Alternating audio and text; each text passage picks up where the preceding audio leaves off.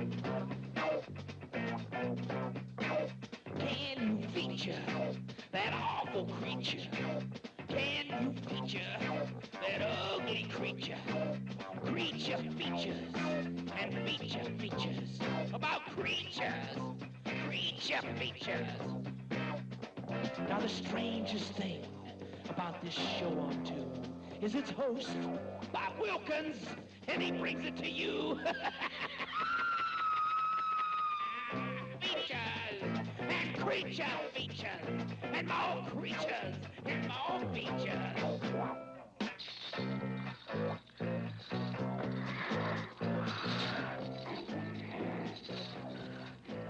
And the creature's gonna get you tonight.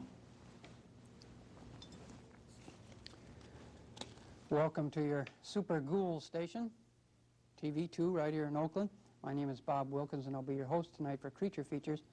And the reason I'm introducing myself is that we have a lot of out-of-towners, a lot of tourists in the Bay Area this time of the year. And a couple of weeks ago, some folks were in from Des Moines, Iowa, and they watched Creature Features, and they wrote me a letter back saying, "Dear sir, a couple of weeks ago we caught your show, and they don't have anything like this in Des Moines. They said you showed a snake woman, a human blockhead, the sword swallower, you had a couple of movies and a weird cereal." And they said, "We've never seen anything like it before, and we just wondered what goes on down there in Creature Features." So I wrote them back that it's difficult to explain for someone from Des Moines what we do here every Saturday night.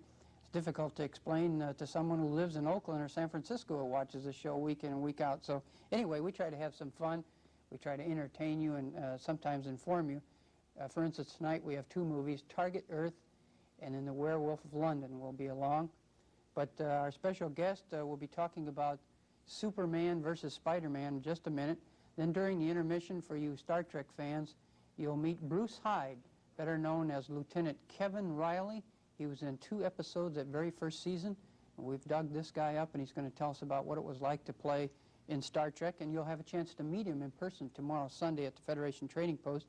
And then we'll have a special surprise for you.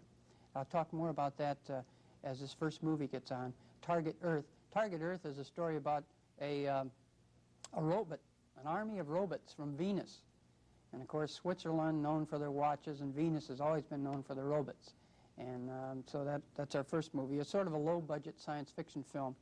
At the top of the show, I want to talk about a magazine that rocked the comic book industry recently. There it is, Superman takes on Spider-Man. The big thing about this was, first time that 2 superheroes ever got together, but they're from different publishers, DC and Marvel Comics. Now that's like Macy's and Sears having a sale together. You know, it just couldn't happen, but it did happen. And the publisher of DC Comics was in town recently, Carmen Infantino, and I talked to him about Superman and Spider-Man.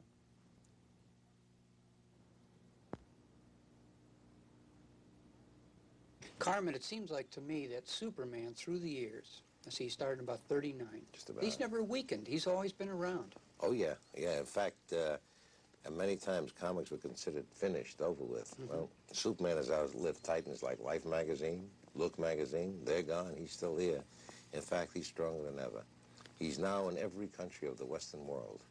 And there's now a little talk about him going into Yugoslavia, Poland. There's probably breakthroughs coming there. Yeah. And there's some talk about Hong Kong and China and et cetera. Superman behind the Iron Curtain. Yeah, it'd be very interesting. How did he get his start? Just real quickly.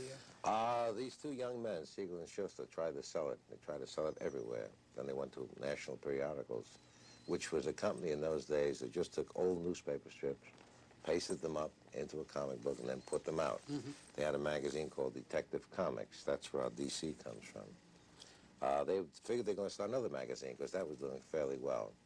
And they had this comic strip laying on a shelf. They turned it down too, by the way, this Superman thing. And somebody said, "My God, we've got 8 pages open in this Action Comics. What about that thing, that super something?" Just and they hesitated. Huh? Yeah, they just hesitated. Well, you know, it's a little wild. It's a little way out. Well, put it in. We got nothing else. What do we care? Well, they put it in, and the explosion began. That was and it. He was on his way. All the way from then on. It never let up. it would seem like with the two publishing companies, DC and Marvel, that there'd be so many problems to overcome, you know, with the artists and the writers and what have you. And you have what it's going to be a blockbuster. It's a blockbuster already. Superman versus Spider-Man. Yeah, the two arch rivals in the comic industry. How did it come about? It would seem like you'd have to overcome so many problems. There was. The problems were innumerable. But we sat down, we talked it out, we agreed on artist, writer. You and Stan Lee. Yeah, both of us. Letterer, right down the line, production people. And then when we got the first draft of the script, we looked at it, made sure everybody got cold billing, nobody got too much, nobody got too little.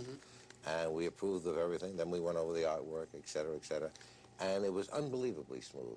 In fact, I was surprised. I thought there'd be problems. You know, creative people get temperamental.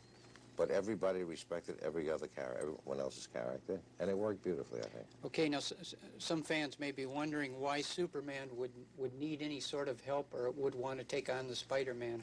How do you get around Well, that? I think it's the other way around. I think Spider-Man wanted to take him on, you know. I see. And then the two villains team up in here, Luther and Octopus, I think is the one that's Spider-Man. They team up against him, and then they team up against Superman. Well, then it gets to a point in this thing where there's a huge battle ensues between Soupy and Spider-Man, and the kid starts to haul off and wants to clobber him. Yeah. What happens at the end is really interesting. Okay, don't give it away. Well, I'll just give you a small hint. Okay. He gets Superman mad enough, and he finds his heck with this. He starts to haul off, and then he holds it back at the last second. Well, the vacuum he creates sends this kid goes right through buildings, tanks, trucks, windows, unbelievable. I know both of the boys have girlfriends, Lois Lane and Mary Jane Watson for the Spider-Man. How did the girls take this new team-up? Well, they seem to like each other. Lois meets Peter Parker, and Soup meets his girlfriend. And the thing seemed intertwined nicely. There's a great one in here where they meet this, they go down to these natives in Africa. And Superman says to Spider-Man, I'll handle this. I can talk their language. And he said, have you seen two villains up there in sky? And the guy says, you can talk to me in English. I studied in England. And he passes out with this. We have to get this in. Now, for years, Clark Kent had a job at the Daily Planet. He was ready for retirement almost, but there's been a change in his job. Tell us about it, Carmen. Yeah. Now, the Daily Planet, like most big companies, have been bought up by conglomerates. So now he's in a conglomerate which features a radio station and a television station. Well, the owner, a guy named Morgan Edge, is taking Clark out of that job, and he said, I'm putting you in as a TV reporter now. Well, they weren't happy about it, but that's his job. He's got to go where they want him. And he's a TV reporter. Now he's a TV reporter, and every time he's on the air, Lois looks at him and says, oh, boy, you're no Cronkite. Yeah. Was there a problem with putting Superman and Spider-Man together? Because Superman was a little square, perhaps, by some standards, compared to Spider-Man. I think by Spider-Man standards, maybe. I see, yeah. I think Superman or Clark is kind of universal. There's something about him that's universal, you know. He's kind of everyman. You look at the face, there's really nondescript, you know. So you can relate to him, whatever age limit. Spider-Man is something else. He's a teenager, you know, maybe an overgrown teenager, I don't know. But I think Superman is the embodiment of the Walter Mitty in all of us. Clark is, you know. And when it becomes the great hero, the icon, then he kind of releases whatever the fantasy is in us. Now, can you fill us in about the new big Superman movie? Yes. $15 million Yeah, it's budget. a big production, a real big production. Mario Puzo wrote the script. And it's the fellow that brought us The Godfather? That's right. Yeah. And it's a humdinger. It really is. I worked with Mario. I got tremendous respect for him. It's a very unusual film. It takes in the exploding of Krypton, the rocket coming to Earth. And I think it's going to be one of the great productions coming in 1977. And big name potential big for name Superman? potential stars are in that thing. A number have been tossed. Redford's been tossed. Newman? Newman. My favorite, of course, is Reynolds. Yeah. And Clint Eastwood? Clint Eastwood has been mentioned, and so has Warren Beatty been mentioned. Yeah. But the choice, of course, is up to the producers. But this is going to be a straight story. Straight. It's a very straight run. And they feel the potential is stronger that way. Who directed most of it? Okay, a big blockbuster. In fact, the magazine is real difficult to get a hold of. They sold out, but they have issues at B. Dalton in Walnut Creek.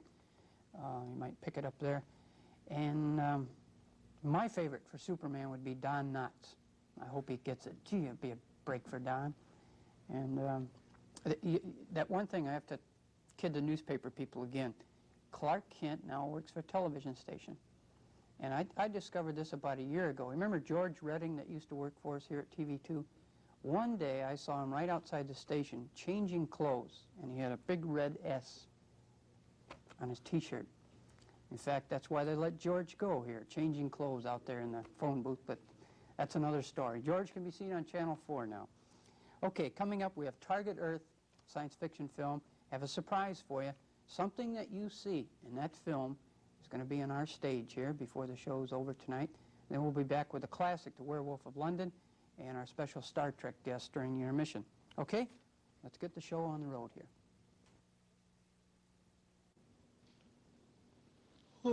Oh, excuse me. Forrest J. Ackerman will be our special guest during the intermission, the man who's going to tell us all about monsters. We'd hoped to have the Shell Answer Man with us this evening, but I understand he ran out of gas earlier this evening.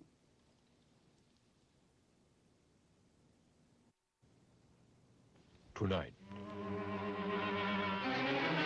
another story from the Weird But True Files. This evening's story is truly weird, but true. Tonight's story begins in London, England. It's a very cold night. High school graduation has just let out, and young Tommy Wellington has just been voted the lad most likely to succeed. As the years roll by, young Tommy does succeed. His name and picture is in every English newspaper. For in reality, young Tommy Wellington is really Jack the Ripper. Weird, but true.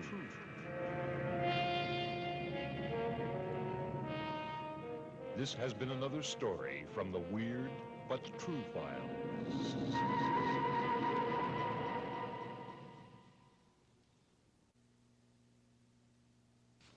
People write to me all the time and they tell me they do things while this movie is on, and I can understand it. Not tonight's first film, but the second movie you're going to be cleaning the bathrooms and doing a lot of stuff there at home.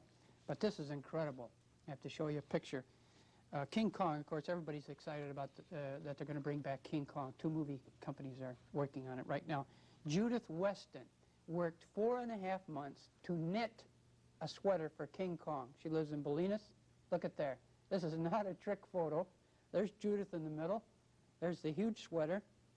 Even the hanger took about 3 cords of wood, they tell me. Incredible, and she's our Creature Feature Fan of the Month, Judith Weston from Bolinas, California. That's remarkable, and we're going to have her on the show to talk more about this unique sweater. Took her 4.5 months while she's watching this show. Okay, for our Creature Feature Fan of the Month, Judith, you will receive Creature Feature game. You will receive tickets to the Rocky Horror Show that's playing in San Francisco at the Montgomery Theater, and also an 8x10 autographed picture of Gladys Knight in the Pips. Okay? All that stuff, plus some other stuff. I'll clean my desk drawer out and I'll send it all to you.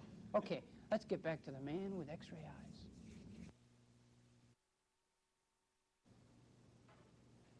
Forrest J. Ackerman is back with us this evening, and I thought we might reminisce about some of your experiences with some of the greatest horror stars of all time. And how well did you know, let's say, Bela Lugosi, for instance? Well, I knew him the last 3 years of his life. I'm wearing his Dracula ring and have most of his scrapbooks and his cape. First time I met him, I was able to bring a portion of his past back to him. As a kid, I had corresponded with the president of Universal Studios, and so in 1932, I think it was, Lugosi had made the Edgar Allan Poe film, Murders in the Rue Morgue. I was a collector even then, and I managed to get, in those days, instead of sound being on a strip of film, it was on huge discs, 33 1/3, but oddly enough, it started in the center and worked its way out. I went to see Lugosi. He was in about his 70th year when I met him. He was quite deaf, and I brought his voice back to him across about 40 years, and he listened to it there, and he heard himself say something like, "My name is Dr. Morocco. I'm not a sideshow charlatan. So if you're looking for the usual hocus pocus, just go to the box office and get your money back." Well, time went on. He dreamed of making Dracula in one definitive version in 3D, so the bats could be flying out into the air and in color and stereophonic sound. That didn't materialize. Made his final film and had a Hollywood premiere. It was called The Black Sleep. Oddly enough, it was just a few weeks later that he entered the final Black Sleep and was at his funeral. But I remember that night quite clearly at the premiere of his picture. He liked to smoke heavily, so it was necessary to sit up on the mezzanine. And I was with him together with a young chap who had been quite an aid to him in the last 3 years of his life. We came down the stairs with him, and as with most motion picture personalities, he was a proud man, so he disdained wearing any glasses. And it was rather a perilous descent for him. He was kind of an old, brittle man then. Had no idea that the eyes of the world were on him just at that moment until some television news people called and said, "Oh, Mr. Lugosi, would you come right over here? We want to interview you." So he sort of whispered in our ears, and he says, "Boys, point me in the right direction." And he said, "Well, now, Bailey, you just walk right straight ahead into the camera there." And we got him set up. And it was really remarkable to see what thorough thespian he was, because I say here was kind of a broken, desiccated old man, but when he knew the world wanted him one more time, he just straightened right up there and in the cape, and once again he was the proud, tall figure of Count Dracula, and he strode right toward the camera and thrilled his millions of fans. It was quite a delight the way he performed right up to the end of his life. And Karloff, too, he was the master. How about how did you come by Lugosi's ring, and you have one of his capes? Yes, a cape and well, many memorabilia. Well, it's a rather long story. I don't know how I could quite sum it up. It was just sort of a matter of inheritance. There was, say, this young fellow who had looked after him. We both did what we could for Lugosi, and as a result, when it was all over, bit by bit, I came into possession of his phonograph records and the albums. He had kept remarkable track of his own career. You know, he was scheduled to play the Frankenstein monster before. Yes, I understand that. Karloff took What over about the Karloff role. now? How was what was your relationship? Well, there are two magic moments in my life with Karloff. I saw him perhaps 9 times altogether, but on one occasion, this very pen is quite meaningful to me because Karloff signed a photo for me right after he had spent 1 hour making a phonograph album, and every word that came out of his mouth was something that I had put into it. I had little dreamed here in San Francisco on Christmas Day, 1931, when I went to see Frankenstein and a star was born, a new horror personality, Karloff, that one day I would write a script and that he would narrate it. And after he did what is called An Hour with Boris Karloff and his friends, we were all clustering around him and congratulating him, and somebody said, "Well, now, Mr. Karloff, we're aware of your advanced years." I believe he's about 79 at the time. He said, "You've just performed here remarkably for an hour, made no fluffs, incredible performance. To what do you attribute this?" And he looked in the air pensively for a moment, and he said, "Well, I don't know, gentlemen." He said, I guess just good, clean living up to the age of 6. So he had quite a sense of humor, and I guess he really needed it because he put himself through the agonies of the damned in the last year of his life. In 5 weeks, he made 4 films. I was on the set a good deal of the time. The last motion picture he ever made was called The Incredible Invasion. And he would arrive in an automobile, get directly into a wheelchair, as Lionel Barrymore before him had to do to act. He had an oxygen tank by his side at all times. The pictures were have been made in Mexico, but his doctor wouldn't permit it due to the altitude. So he would sit there in obvious agony and memorizing his lines, but when the cameras called, he'd be on his feet and do his scene, and since none of us were familiar with the script, I recall we almost rushed into the picture and ruined a shot because he was called upon at one point in the script when a apparently everything was going along just fine, to clutch his heart and fall against the door. And, you know, it could have been real, and there were, but I think it was right after that there was a mother present on the set. She'd brought one of her 4 children with her. Incidentally, she had checked out monster movies with psychiatrists and instructors and so on, and got the green light on it. It was okay. She did a feature for the magazine called Monster Movies Are Good for My Children. So she had brought her one young son. Ricky was about 8, I believe, at the time. And it was just as though he was being taken to meet Santa Claus. Karloff finally finished a scene, and the mother brought the young boy toward him. Fear and trembling, you know, he held out his little hand and he said, "Oh, Mr. Karloff, I've waited for this moment all my life." And Karloff was just great. He put his arm around him, said, "Photographer, I want to have a picture taken with this boy," and that's very gentle Ricky's. Man. Oh, yes. You know, when you took off the mask of the monster, there was Santa Claus behind it.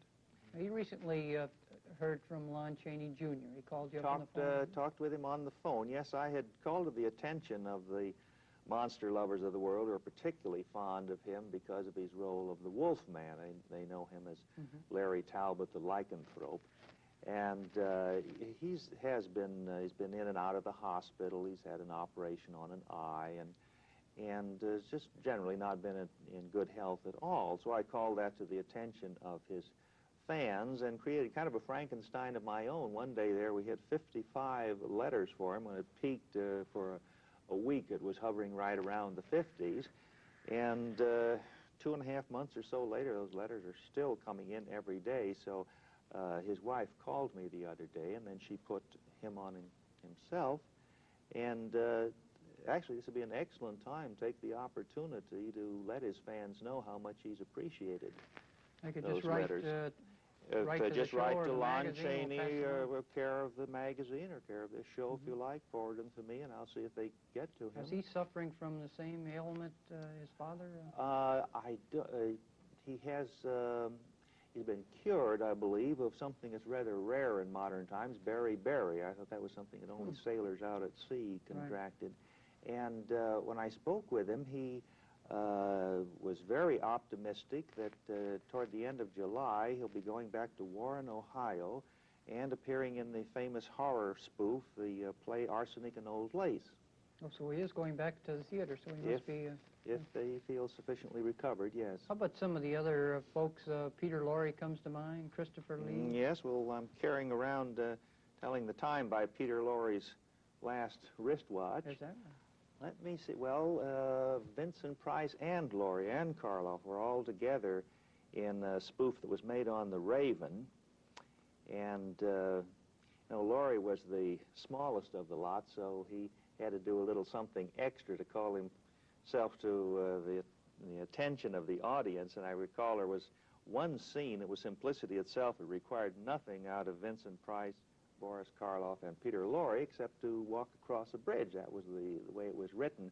But he made sure that the world was aware of him above and beyond the others, because he would go walking across the bridge and take a few steps, and he managed to get a little stumble into there. And at first I took that to be just a mistake, but you know, by the time they've gone through the scene 3 or 4 times, and each time the little stumble is in there, you know that Peter Lorre is an old scene stealer. What do you think some of the stars coming up today of horror films will ever replace the greats? Oh, that's pretty hard to say. Well, at this time, Christopher Lee, I'd say, is well on his way, and Peter Cushing. They have a firm hold on the hearts of their fans, and Vincent Price, definitely, too. He's made, well, he's beyond his 100th film now and going strong, a real tour de force in that recent Theater of Blood. I would sort of look to the pages of my own magazine and people who are growing up. Oddly enough, one of my readers cast me in a film lately called Schlock. It'll probably... show up here someday. That's short for Schlachthropus, a kind of a missing link that gives everybody You made Queen of Blood. You were in Queen of Blood. I was in that I played Basil Rathbone's assistant, and I couldn't possibly wind up on the cutting room floor on that because I'm the climax. If you cut me out, the picture has no You ending. were in the Time Travelers? Time Travelers, yes. And actually, I did a day's work in George Pal's last picture, The Power, but that one did wind up on the cutting room floor, and Pal was rather upset about that. He swore a mighty oath that he would give me a part in his next picture. Now, the problem is that his next picture, Logan's Run, a story of the 21st century, there isn't one single character in it who is older than 21. Uh-oh. And that's got to be kind of a miracle of makeup. Maybe you can deal into the makeup that you have in your house there. Mr. Ackerman, I want to thank you for being with us. We have to join our feature in just a moment. And when you're in the Bay Area again for another science fiction convention, perhaps you'll give us your honor and Happy to. drop by. Okay. Now back to your local announcer. Local announcer here. I'd hoped that Forrest J. Ackerman would open up a little bit. He's a rather shy, reserved man, and but he had a few things there to say this evening. Okay, coming up, Weird Woman. This is a story that deals with witchcraft, the occult, mysticism, price fixing, tire rotation. I think you're going to enjoy it. It's a pretty wild movie with Lon Chaney, a young Lon Chaney in it. And I'll be back at the end of the show tonight to tell you how you can get some free show tickets to see a big horror movie coming to town. Okay? I'll see you in a little while.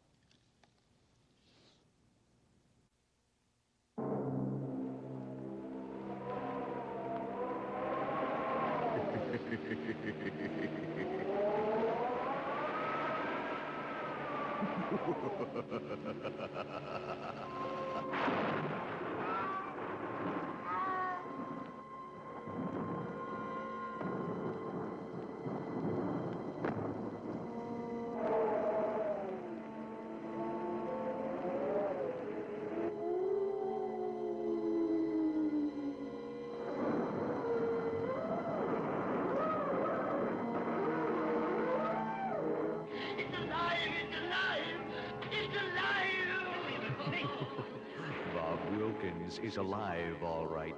Some of his creature feature movies are dead, but Bob is alive every Saturday night on TV2.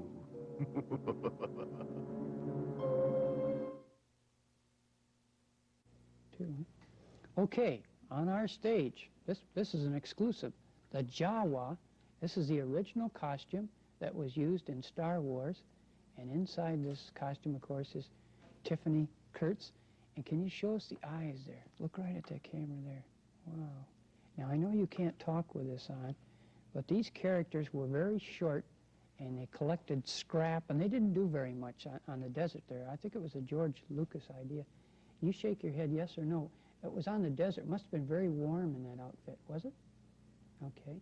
Now, we don't know whether the Jawa is going to be in the sequel, do we? But are you willing to play it again, get in that costume? Was your sister a Jawa too? Oh my, a two Jawa family, the American way.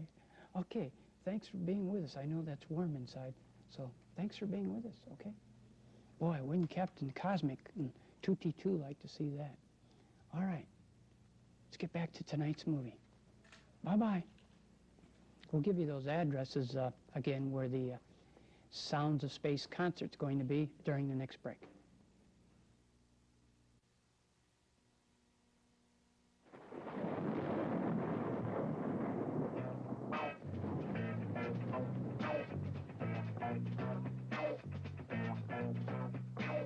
Can you feature that awful creature?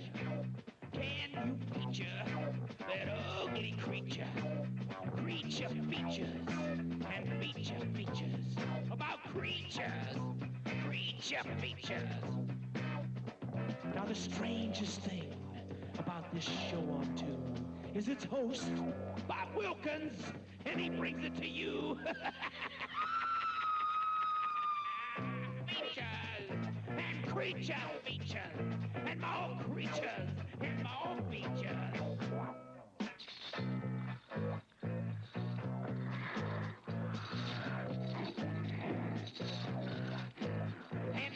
preacher gonna get you tonight. You better not turn out your bedroom lights. He'll grab your head and give it such a bite. You may even die from just a fright. Ain't nothing gonna be, baby, I say be alright. Cause the creature gonna get you, baby. He gonna get you tonight.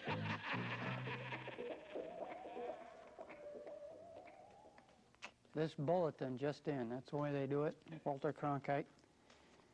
Oh, brother. Texas Chainsaw Massacre, along with Torso, that's a double bill, coming back to the Bay Area.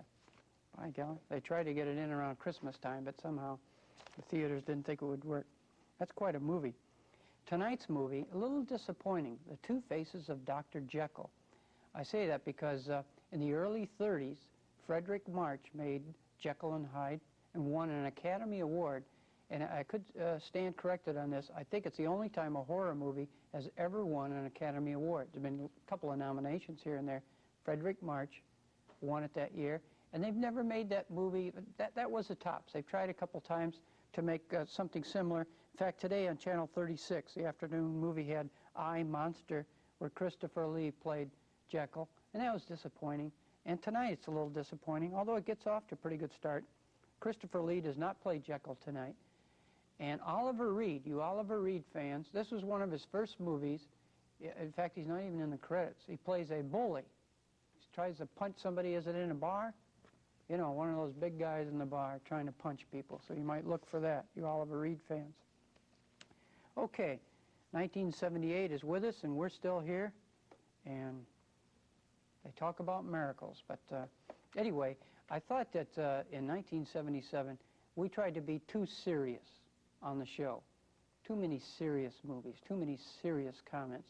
I thought in 78 we'd try to be funny and liven the show up a little bit. In fact, television is really dying, they tell me. The ratings are down all over the country, and comedy shows are going off the air. So I've invited what I believe he's the first of his kind, a video laugh specialist. His name is Ernie Facilius, and he's with us. Oh, How are you? Bill. Welcome to Bob. Bob, sorry. Yeah.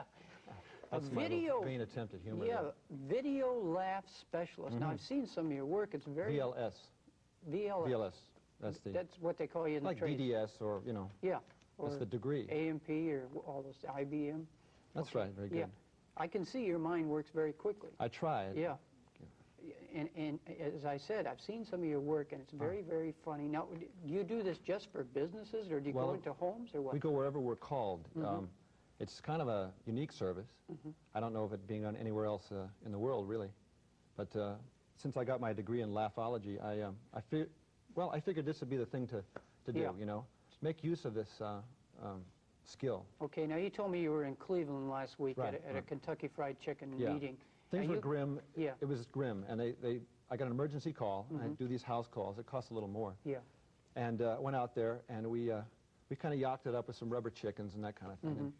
And, it was good. It went over well. And you make a videotape of it, and you leave it. We videotape it. We leave it with them to have something. So they can laugh in the future. Save your fun in pictures, that kind of thing. All right. What do you charge per laugh, or how? Per laugh. That's what we do charge. Of course, there's a range of styles or types of laughs. Yeah. I mean, not every laugh is the same, you must know that. We have, well, a titter. What about a titter? A titter is a minimum. Not too much. That's the minimum. Yeah. A titter, a chuckle, up through chortle. What's a guffaw? A guffaw is up there. That's you go through a guffaw, belly laugh. They're about the same range. How about the rolling in the aisles? Rolling in the aisles. Now, that's almost tops. But I think tops would be dying laughing, actually a death from laughing. Oh, my goodness. Is there policy that covers, well, a little something for the family, you know, but it's a little something for the family. This is rare. I mean, very rare we can come up with something that was produced. All right, rather than talk to you about your work, we've got some of it here, and I'd just like to show a few minutes, a variety of things that this young man can do, and of course, he's available. Operators are standing by. We're open 24 hours, we never close. Okay, you can roll at any time, just a variety of things that this young man has put together to make you laugh.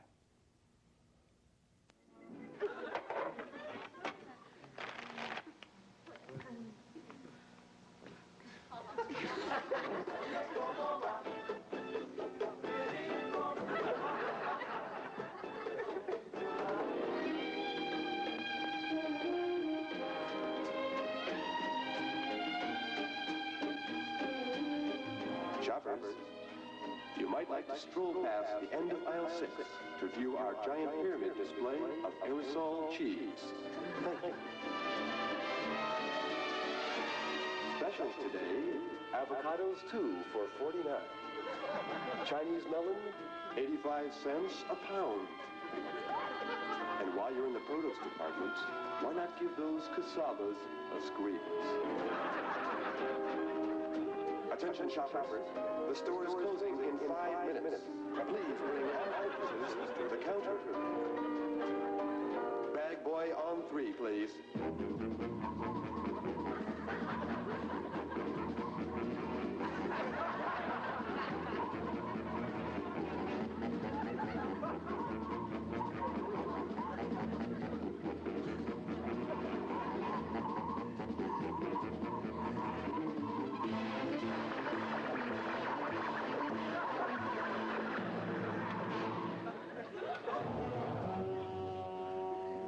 Here we are at Lakehurst, New Jersey.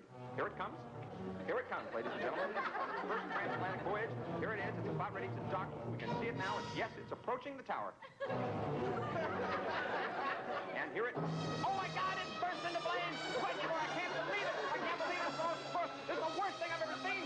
It's being slayed right in front of our eyes! This little pickles is screaming for their lives! They're being regrown against the cheeses sliding onto the runway! Look out! The fat is flying! Oh, this is major historic occasion! I can't believe it! Oh, my God! What's the matter? I thought it was horrible! Oh, we now switch you back up to the booth.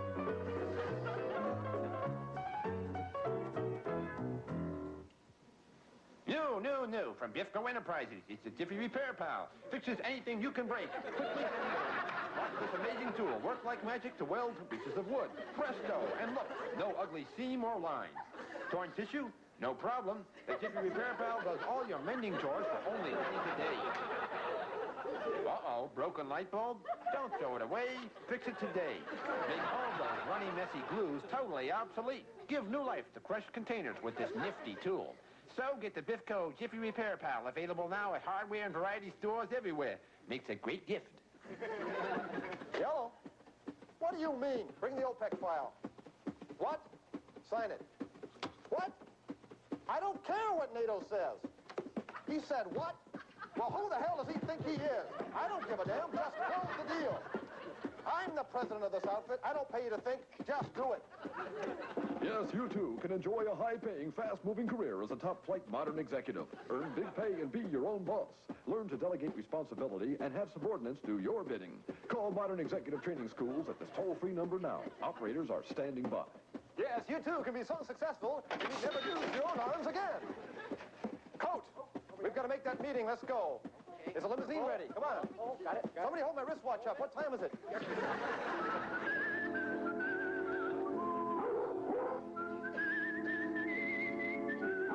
Here's a little tip for discouraging those pesky termites you might have around the house. You take an ordinary brick like this one, and what you want to do is cover it with some wood grain contact paper. Just pull the back right off, like this, and just cover that brick right up. And you want to leave these around the foundation of the house, several of these bricks covered in this manner. I forget why at the moment, but you know, you should always save string for good health. You never know when that ball might come in handy.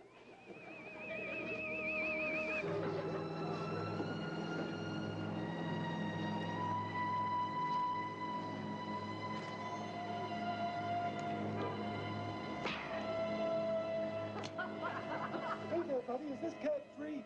Huh? I said, is this cab free? Are you talking to me?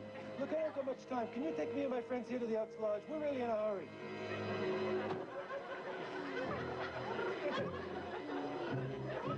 Anyway, let's get going, huh? And step on it, will you?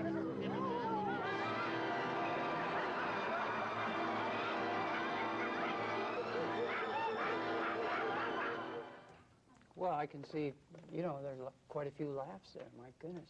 Now, real quickly, before we get into tonight's movie, you've got a new project, and Star Wars fans will really be amazed. Well, I hope so. It's a parody of Star Wars called Hardware Wars.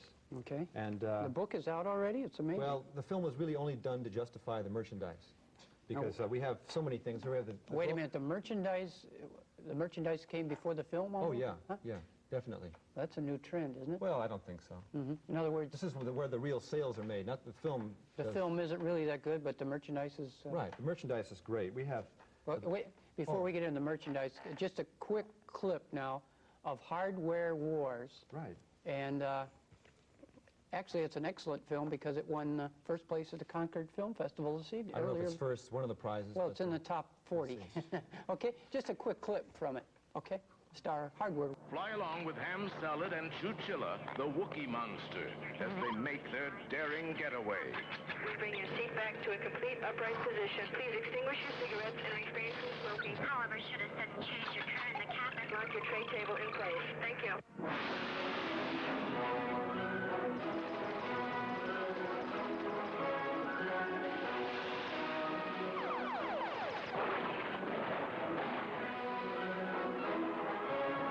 Witness the exciting, action-packed dogfight scene.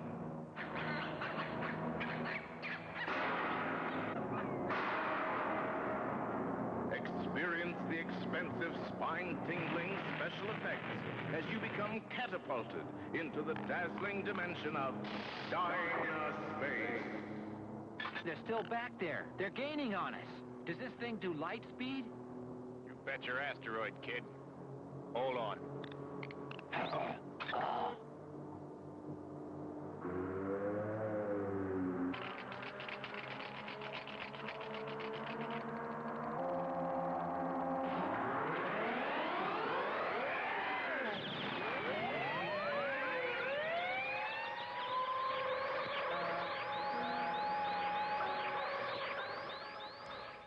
Okay, that was just a little bit of it, and you've got some of the merchandise on there. What is Yes, that? this is the official Darth Vader helmet. Okay. Hardware Wars, one of the All right. products we have The out. items. We've got the T-shirts T-shirt, out of already, course. even though the movie hasn't been released yet. No. All right, what else do we have? Hardware Wars official calendar. There's no pictures in there yet, of course, because the not? film isn't quite complete Oh, when I we see. did the It's not calendar. done, yeah. What do you want for $5 anyway, you know? It's a good price. We have the album, Hardware Wars Sounds of Space, the official album.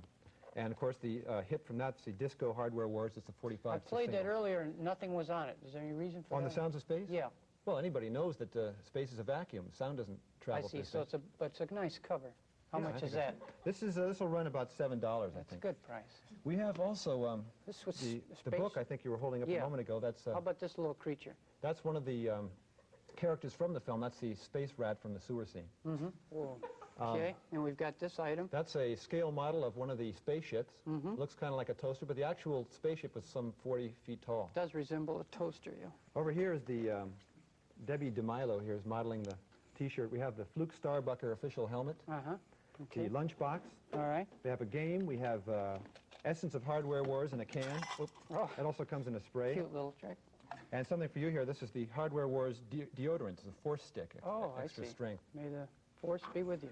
This is the Hardware Wars watch. It Tell us about that. Well, it tells the little button here. You push that. It tells the time of day, the date, and it also gives the amount that the film is grossing at any given And George moment. Lucas really had one of He these? had one of these for Star Wars, but his broke because it ran out of numbers. Okay, we've got the funny glasses and the ones actually used in the movie. We've got a Wookiee bag here for taking table scraps home from your restaurant for your All right. favorite creature. And you've got a game which you don't have The time game. to show, but just Well, tell we us can about explain it. We set the timer here for the amount in the budget. Yeah. And each player receives some clips. Well, there are film clips in there. Each player gets a clip. The idea is to make a film before the budget runs out. Of course, Wow. we didn't do that ourselves. All but, these will be available at all white front stores. Well, they won't be available now, but Yeah. we have the early bird certificate you can buy. Oh, I see. And When when they will do- they be out? Well, the early bird certificate won't be out for a while. We have a coupon that entitles you to an to the early bird early bird certificate, certificate. so And that then- when the merchandise does come out, you'll be first to be notified. Around 1980, would you say? Would be Well, we hope sooner than that. Ernie Facilius, a video laugh specialist. Operators are standing by. We'll give you the number a little later on in the show. Thank you for being with Well, us. thank you, Bob. Bill? Bill. Oh, Bill. Murph. Fuzz, creepers, where'd you get those eyes? Oh gosh, I'll get up. I'd get so lit Gosh, I'll get out. Okay, the big night we've all waited for. Pacific Stereo is going to bring us Chapter 1 of Flash Gordon in just a minute. They got me an outfit for the occasion. I mean, when they buy a guy an outfit, they really go all out. Okay, Chapter 1 coming up in just a minute. We have to cut a spot for our sponsor tonight, Pacific Stereo. And the spot is so good that we're going to repeat it after Chapter 1. And then we'll be back over there with our Martian report. Okay, I'm ready if you are.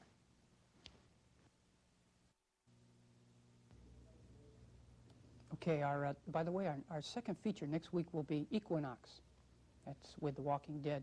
You know, tonight's movie is good, but a couple of sponsors dropped out of it.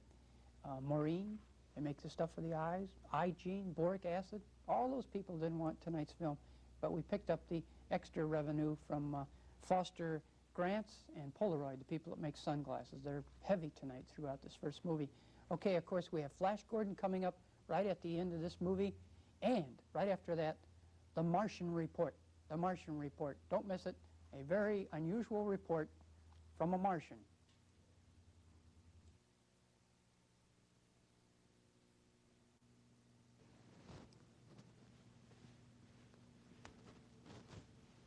Feel like the mayor of South San Francisco in this suit here, a close friend of Joe Alioto, somebody. I want to thank Pacific Stereo for Chapter 1 tonight, Flash Gordon.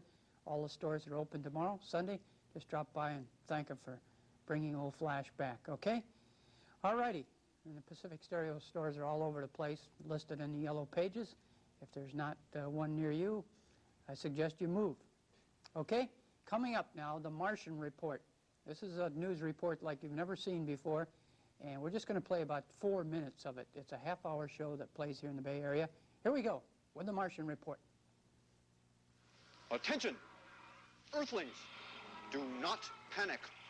The Martian Bureau of Investigation is preempting normal Earthling programming for the next 30 minutes.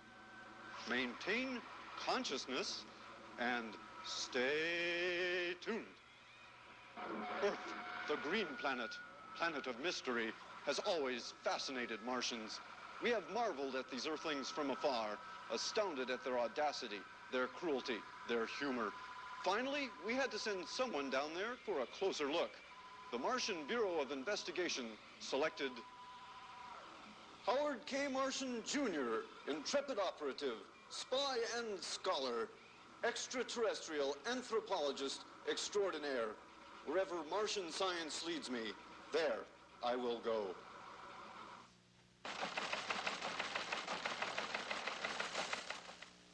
This is Howard K. Martian, Sr. and Howard K. Martian, Jr. coming to you from distant, mysterious planet Earth and the vast cosmic studios of the Martian Bureau of Investigation. Well, Junior, what's up down there? A very mixed Earthling bag this time. Everything from androids to alcohol. We're going to watch how Earthlings repair themselves, how they relax, and even take a peek at their metabolic processes. Buildings constitute a neuropsychiatric complex. They serve to investigate control malfunctions in android units. In the very heart of the medical complex, I plan to contact my low echelon informant by placing these coated metal microdiscs into my informant. I shall get my secret decoding device. Apparently, they're all out of my brand of decoding device. And now, with the help of this secret decoder, I shall be able to find my way to the supreme machine itself. Tell me, secret decoder, how do I find the supreme machine? Take the elevator to the 16th floor. Proceed north on that floor until further instructed. When you reach your final destination, this device will turn into chocolate. Please eat me lest I fall into the hands of the enemy. Oh my goodness. Well, thank you, secret decoding device. That chocolate bar was a reliable informant than this. I like that much better than the Channel 7 late news. I think we got a lot of things going. In our studio tonight, the two gentlemen who put that together, Howard Rheingold, better known as Howard K. Martian, and Jim Neidhart. Now, Howard is a science fiction writer, and Jim is a filmmaker. And how did this thing all come about, the Martian Report? Well, I started doing documentary films at MIT, and I was teaching there, and I decided I wanted to get into a more commercial framework. But I found that most documentaries are kind of based on issues, and we wanted to take it out in the streets and concentrate on people. Right. And so we were looking for a gimmick, and we found that the Martian fantasy, the idea of meeting a Martian on the street and relating what happens on Earth and kind of the community of everybody being out on the street was kind of our format, and it's been pretty successful. So some people, Howard, when you interview them, want to believe in this Martian thing, don't they?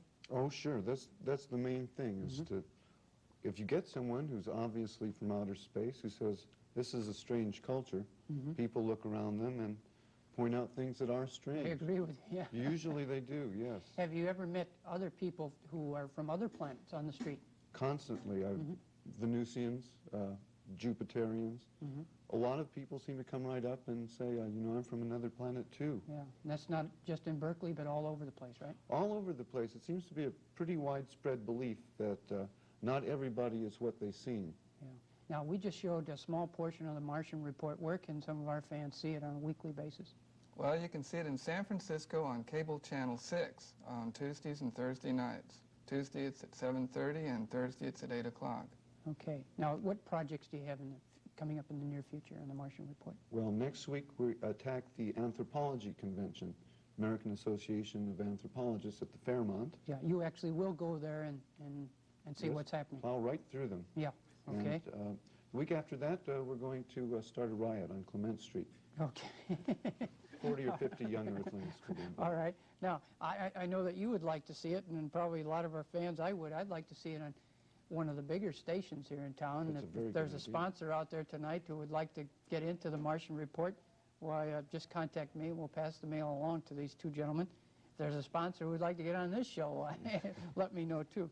But this is fantastic. Now, how do you do all this, real quickly, the production of the show? Well, it's all very super portable. I have what we call our live action camera, or our version of your camera, and it's a modified half-inch camera.